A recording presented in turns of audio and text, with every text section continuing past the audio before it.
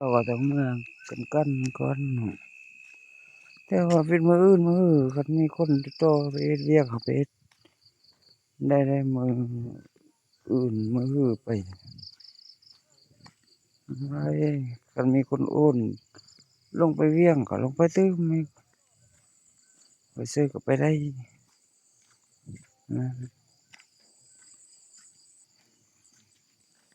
ไปได้หมดแต่ว่าสำคัญน่ะมันฮอดวันที่15มื้ออื่นอันนี้พี่แต่มื้ออื่นเขาไปซื้อก็ได้หมดเดะข้อยเฮ็ดหยังบ่ได้ดอกวันที่15มื้ออื่นมื้อที่เขาเสียที่เขาให้เขาจ่ายอาแล้วก็เขาสิได้ตีกันจั่งนั้นจั่งนี้ก็เรื่องของเรื่องมื้ออื่นก็คือเขาแขกมาจันสิ่งศักดิ์สิทธิ์ด้วยกันคือผู้ใดอยู่ภายเข้าข้างเข้าตีกัน